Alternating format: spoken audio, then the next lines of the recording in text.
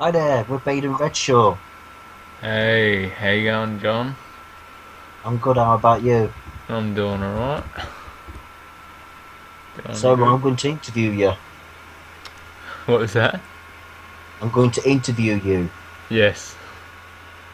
Well, I won't take up too much of your time. I haven't got it written down, but I'm going to reel it off the top of my head No, for that's what I that's want to know. that's fine. And So I'll probably only keep you 10 minutes or so. yeah, no, that's fine. That's all good. Okay, Bayden, Yeah, can you talk about The Thin Man? Are you allowed to talk about The Thin Man? the Thin Man film. Yes, sure. The 2015 film, right? Um, well, the Thin Man, we made it back in 2015, of course. We Yeah, made it in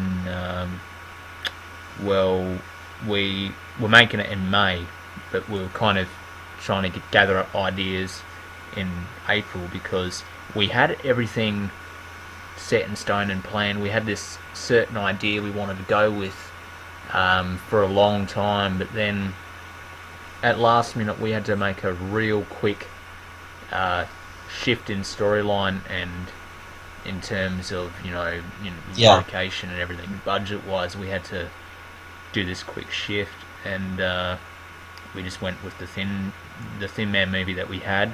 But to be entirely honest with you, the whole movie from start to finish was improvised completely.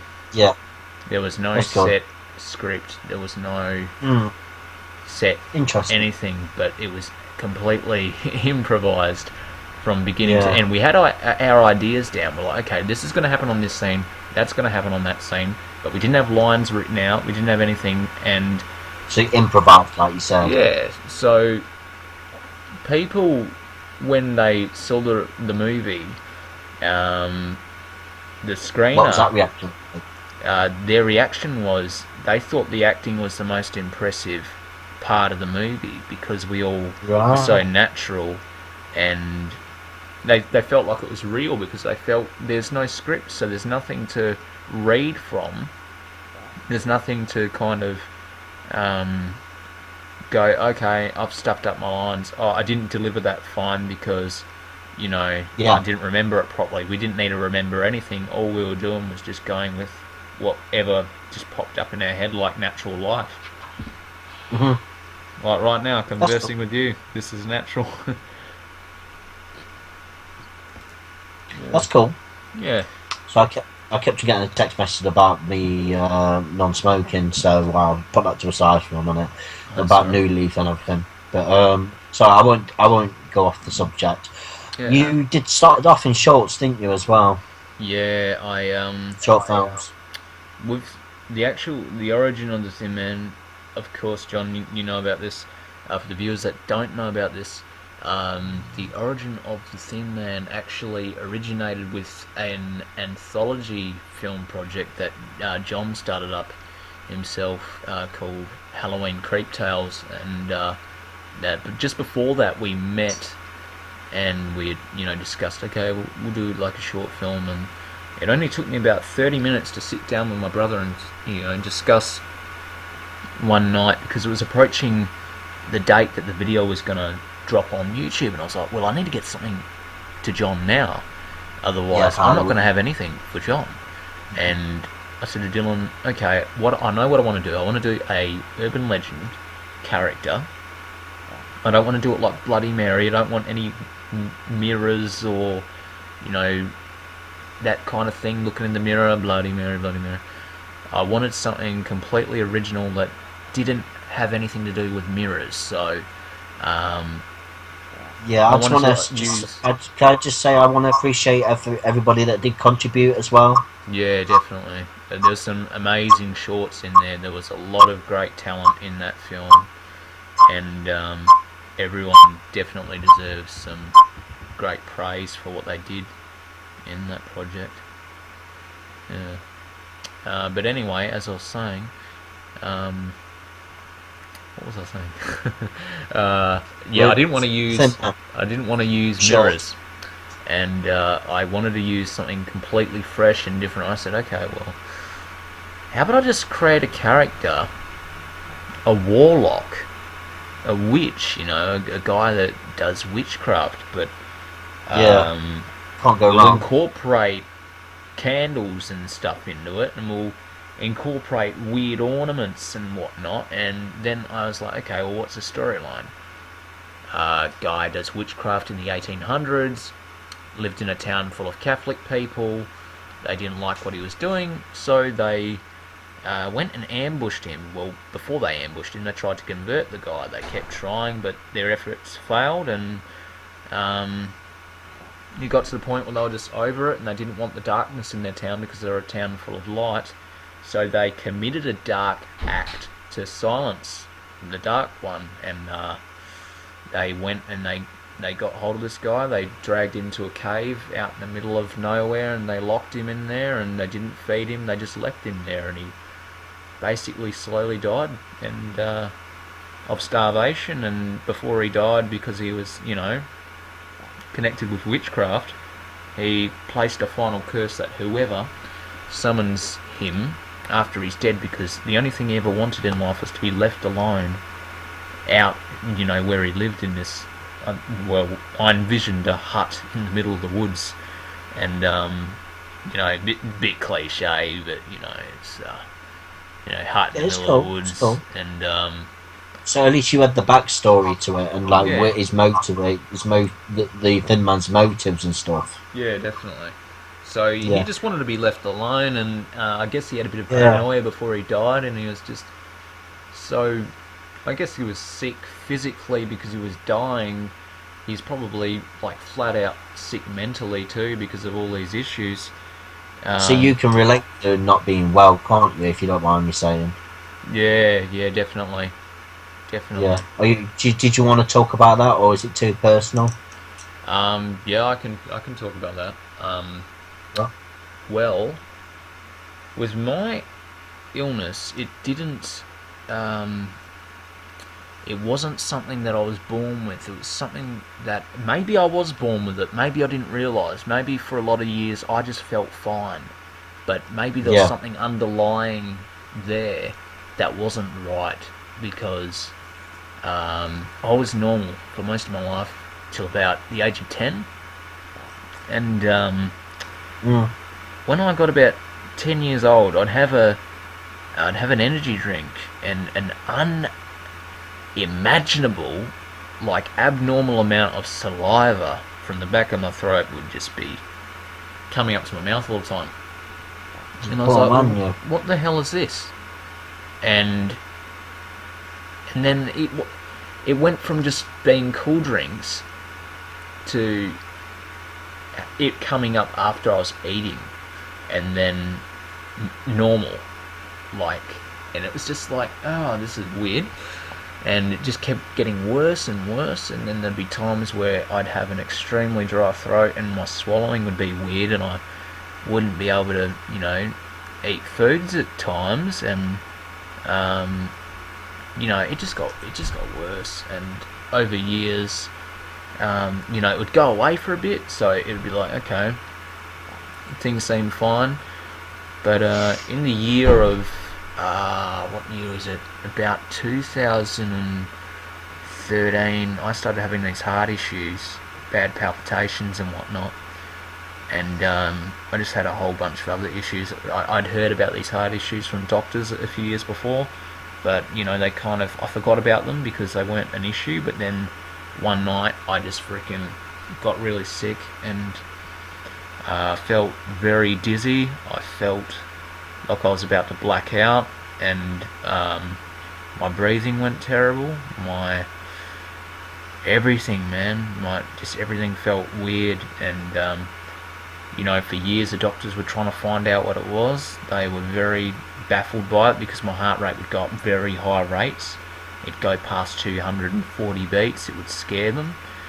And about when it come time, about 2014, they did a test, and they said, well, you're looking very much like you've got a thing called postural orthostatic tachycardia. Now, for those of you that... Do you want to tell people about that? That's what I was about to say. For those of you Yeah, that sorry. don't know what postural orthostatic tachycardia, in short, it's called POTS. Like pots and pans, but it's a condition that on standing, even when you're lying down, you've still got a very high, fast heart rate, but on standing it's elevated so much more higher, and your blood pressure is also out of whack, so that means, your blood can pool in your feet sometimes, resulting in, you getting very dizzy and blacking out at times, even when you don't want to black out. I, fortunately, have never blacked out in my life, and I thank God for that, because I've never wanted to black out. And that was one of the things that, when I was dealing with this, I was like, well, please God, don't ever let me black out, because I'd freak out. And I never have, but I've, felt like I've gotten close to it before. And yeah, you just want to make sure you're around people or around something to support you. Yeah, definitely. Like when I got very dizzy one time, multiple times, I'd just straight away get down on the ground.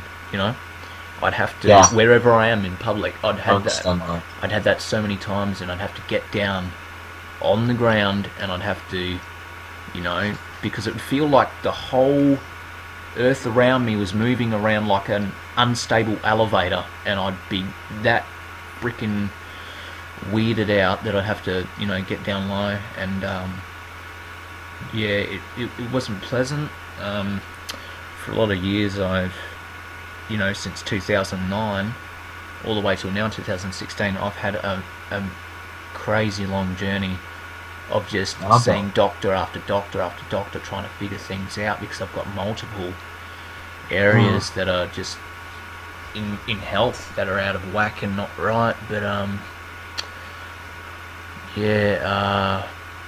about, say, fast forward, because at first this was just the heart issues, and I'd had that issue with the swallowing problem every now and then, so it would come and it would go, it would come and it would go. And about 2015, the issues got worse. Later on in 2014, I started getting sick all the time and having issues with my bowels. But yeah, when the swallowing issue got worse, at first I'd have this burning acidic feeling throughout my body, like inside, on the inside of course, down lower in my guts and all the way up the top, and whenever I'd have food, I'd immediately just start gagging and feeling sick. And that was with all solid foods, that was with all drinks, it was with everything, and I didn't know what was wrong. I just felt sick for so long, and for so long I was just so freaking sick, and it's crazy.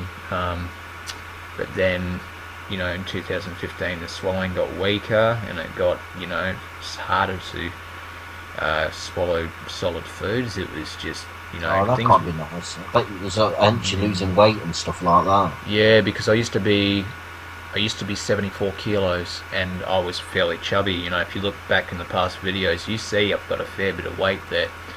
And I used to love eating all kinds of foods, and when things got bad, I dropped down to 43, and it was pretty terrible. Dropping down to that weight, I even got a bit lower. Because I got told once that if I dropped a few more grams, I would have been dead. And I've had multiple times where I've literally stared death in the face, because this illness has been tough on my life. I know it's not your fault, but it's not good, is it? Oh no, definitely not. And okay, Bayden. So. Oh, sorry, I didn't mean to interrupt. No, that's fine. But in about March of 2015, because I was doing so many tests for so long, they finally did a test which it took the doctor about. He said it took him 3 hours to do it, because I had to have a twilight, because I couldn't get this cord down my throat when I was, awake and alert. And he said that my swallow was that weak, he couldn't get it down, It took him 3 hours to do it. and he said that I had a thing called hypercontractile esophagus with a low LOS pressure sphincter. So what that is, and he said with dysphagia, he's saying that 5 out of 10 of my swallows aren't working and they're failing. So there's something very abnormal with that, and he said that when things are contracting down, they're not really contracting down properly. Therefore, there's a little thing called your sphincter, right? When you eat food, it opens to let it down, and it shuts. Mine is constantly open, so that means I'm getting acid reflux constantly. And acid reflux is horrible because I suffer from the acid reflux. I've got some tablets. Do you take tablets for it? I used to, but I built up a tolerance for it now. I just deal with it. I take tablets because I get the acid thing. I know this is supposed to be it's terrible, man. But the tablets I take actually help with the acid at night, which is the worst time. But I was going to say, Bayden, what does the future hold for you? What does the future hold? The world's your oyster, by the way. What was that? The world's your oyster, as to say. It is. Well, you've been my doing health videos, is very you've been doing the interviews and stuff, haven't you? Yeah. Well, I did done one with my grandma. I did some in the past when I was younger, in 2009, in 2010. Nice. I did one with Stefan, my good friend, and I did one with Eric. Yeah, I've done a few in my life, but now I'm thinking, because with my health, I used to be able to get outside a lot, and because my health has gotten so bad, and just every single system inside my body has gone completely out of whack, I've had to resort to staying inside a lot, and it's not fun, but no, it's not. You've got to deal with it. Basically, it's tough, but I guess you've got to kind of create your own. When you're a creative person like me, you've got to find newer ways to adapt to your issues. Yeah, I agree with you. I'm the same as well, my friend. You gotta find ways to adapt to what you're dealing with in life, and you've got to find ways to be able to express yourself creatively, but in a way that it complies with what you're dealing with in your personal life. Like with me and my health, I'm basically stuck inside, so I've got to find ways to have it work with that. And fight it. Yeah. So, I've been focusing on live stream. What was that? I totally understand, Bayden. I hope your family's alright as well. Yeah, they're it has been tough on definitely my mother and my brother, and my girlfriend gets worried at times. There's been multiple, because this has been going on for years, and there's been, because there's so many moments, like there was a long patch for a lot of years that we didn't know what was wrong, and we were scared that I was going to die before we even found anything out. And there will be nights where my mother, if we're staying at a motel in a different town because we had to go to a different hospital, I've done so much travelling, I've pretty much covered all of Western Australia, going to frickin' every single hospital. Yeah, I remember you telling me that. So there'd be times where we'd be in a hospital room and I'd be very unwell. I'd be down at 42 kilos, however skinny I am. And I remember one time I was at hospital, and I went in the bathroom. I hadn't seen myself in a while, and I looked at myself in the mirror, and I walked out and I was shocked. I looked Mum in the eye and I said, "Mum, I've just seen death." I just looked and saw death in the mirror, and Mum was just, oh shit, scared, yeah. And because the doctors, they've been pretty shocking here in Australia. I will admit that they've been really neglectful, and it's a shame because there's actually a news report on tonight that actually the hospital that in my town, they've left everyone's records outside of the hospital, and yeah, it's not good. But Anyway, I've had a tough journey, but I'm surviving. I know I'm pushing on. I'm trying to get through these obstacles, even though I don't really have a lot of help with physicians. We'll help you get there, mate. I don't know what it's going to take, but we'll help you get there, and hopefully talking about it actually helps. I'm going to wrap this up. I'm not cutting you off. I just want to say thank you for your time. Yeah. And I look forward to seeing this on YouTube, and I look forward to seeing you and talking in the future. Yeah, take care, mate. Yeah, you have a good one, man. Peace.